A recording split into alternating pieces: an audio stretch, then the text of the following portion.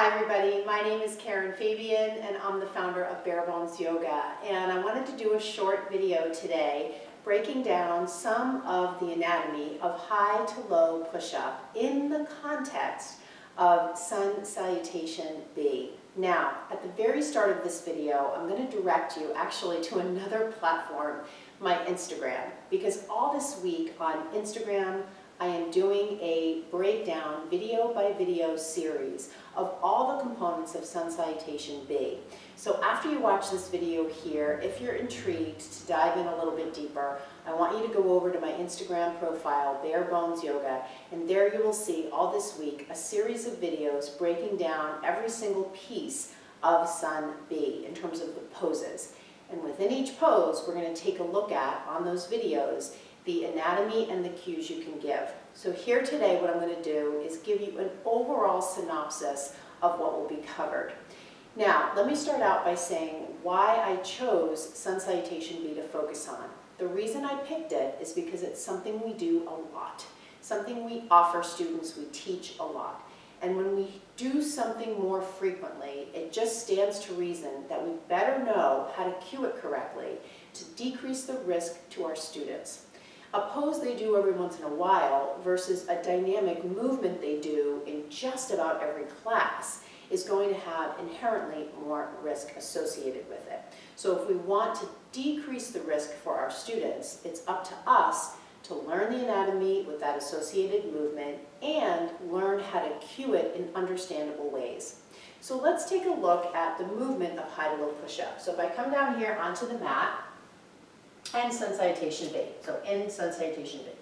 As I come in to downward facing dog, first there's a number of things happening here. So let's first take a look at the movement. From down dog to plank, to lower plank, to upward facing dog, to downward facing dog, to stepping the right foot forward, dropping the back foot, reaching all the way up, and then coming down with the hands, step back, lower halfway down, come into upward dog, heart forward, downward facing dog, press the hips up and back. So that's the movement, and then of course we would do it on the other side. That's the movement we're going to be examining.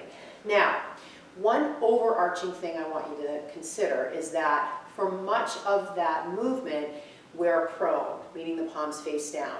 We're fighting gravity. We're upside, well, we're not necessarily upside down, but we're facing the ground. And so that inherently carries with it a more substantial requirement for students to be strong, to be able to push away, not to say even the amount of wrist flexibility they need to be able to have their hands like that. Primarily what comes into play though is just the overall strength to be able to hold themselves up. So one muscle in particular that you'll hear about on the Instagram video when I look at low push-up and high push-up is the serratus anterior. This is the muscle of the scapula that keeps the scapula protracted, versus when you ask people to interlace their fingers behind their backs and squeeze their shoulder blades together, they're doing scapular abduction. That's the responsibility of the rhomboids and the middle trapezius. Here in plank and low plank, we want people to keep their scapula more steady on the back and in fact actually move them away from each other a little bit. And so that is the serratus anterior at work. So I'll show you how you can help your students strengthen that muscle.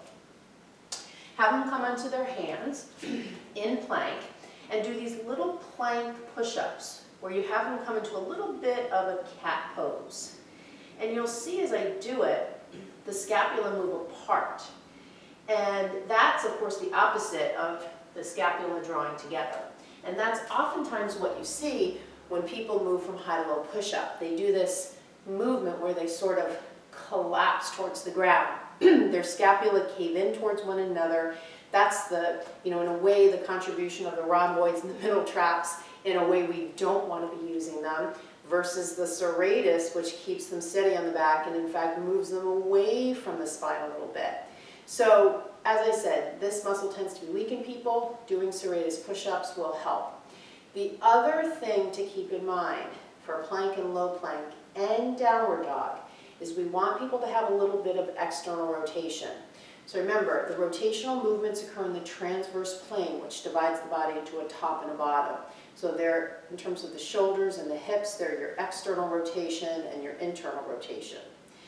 In the shoulder joint, the movement of external rotation is primarily done by two muscles on the back of the body, the teres minor and the infraspinatus. And they both connect the scapula to the humerus. So if you ask people to roll the inner eyes of the elbows forward, they're turning on that muscle. We want them to use both of those muscles when they come into plank and low plank. So as they come into plank, have them press away from the floor, roll the inner eyes of the elbows forward, and maintain that a bit as they come into low plank. If they don't, they'll collapse towards the ground, which is definitely something you want them to avoid. So I'm going to end it here. I'm going to give you a couple things as we wrap up. Number one, I want you to go over to my Instagram profile and watch those videos. You're right in the middle. I'm recording this on Wednesday, in the middle of the series. So you can always catch up on the ones you missed and then stay with us for the rest of the week. Number two, go to my website, barebonesyoga.com, which I'll link up here in the description. And right on my homepage, there are 3 things I want you to take a look at. Number one, my free download, the Learn Anatomy Challenge, which is a series of videos breaking down the key components of anatomy to study. Number two, I have a free PDF download, 10 key steps to learning anatomy. Grab that. And then the last thing is, as you go through these resources, if you enjoy learning more about anatomy, if you know in your heart that learning more about anatomy is going to get you to the next level in your teaching, help you grow your confidence, help you increase your impact, help you clarify your mission, then I want you to get on the wait list for my signature program on anatomy, on the skills that come from understanding anatomy, cues, sequencing, and answering students' questions with ease. That program is called the Blueprint Learning Program.